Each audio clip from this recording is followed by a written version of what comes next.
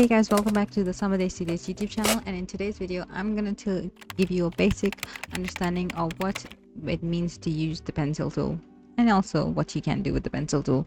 So firstly, you can find the pencil tool right here underneath the paint tool. So in order to get to it, just right click on it and then you will see the pencil tool right there. Click on it once. Okay, and now I'm gonna just simply drag it. Oh, and then you might have noticed that we don't get anything. We just get all the lines or the different direct selection points, but nothing in general. And then you probably will notice that it's probably because a lot of times when you start the pencil tool on a new file, it doesn't have any stroke value or any fill value. So just add a stroke value. So I'm just gonna add a simple black color and I'm gonna increase the stroke. So there you go. We have made our first sketch using the pencil tool. I'm gonna delete it and then I'm gonna redraw something again, just like this. So I'm just using my mouse to do this, and literally you can draw anything with it, so it makes it a lot more easier. It's not like the pen tool where you have to make sure that the curves are done properly, but in this one you can let your natural movement you can let the natural movement of your hand take the lead. And that's why I really like this tool. I often use it a lot in illustrations. And another thing that you can really do with this tool is get, like, if you want rough lines, you can do that, but you can also get really smooth lines.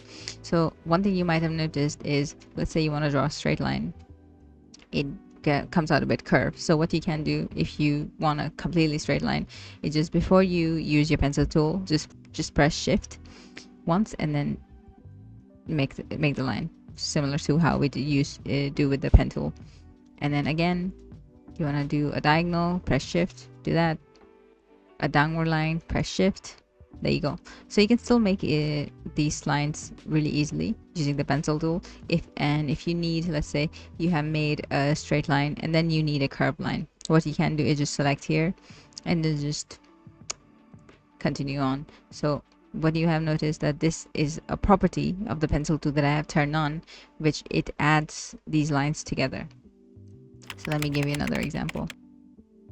So as we have said, a straight line, and now I want to add another bit to it. So what we did was make sure you hover over this one point, that direct selection point that you can see, which is active. Now click on it and then just move it however you like. That's how I get a lot of my shapes, especially clouds. And then what I do is attach it to another point on my line, and this makes a whole shape.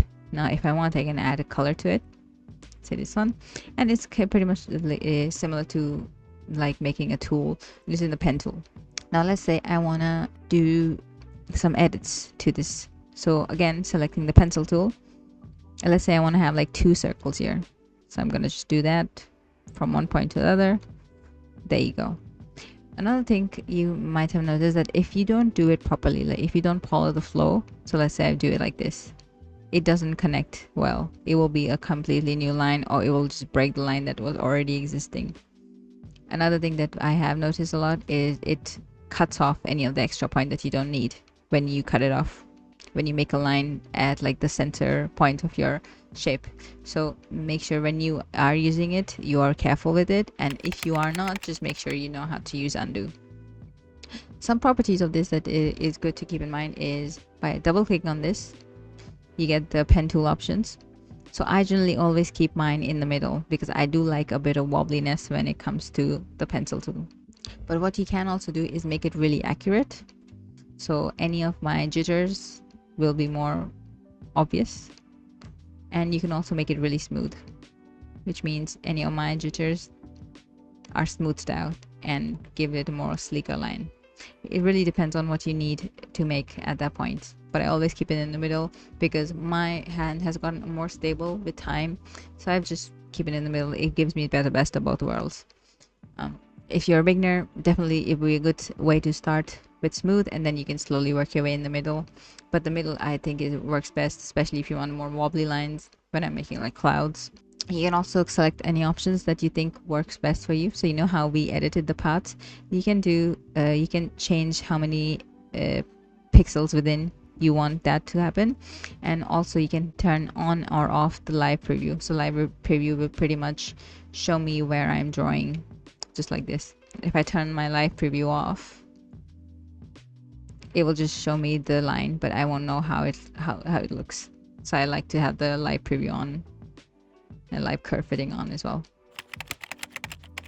Another thing that is really fun about this is, let's say you have it on very accurate, right? You have made really changes, like maybe you're not that good right now with it, or you wanted really wobbly lines, and you notice that you really like the curves, but you want to make it more smooth, just a little bit.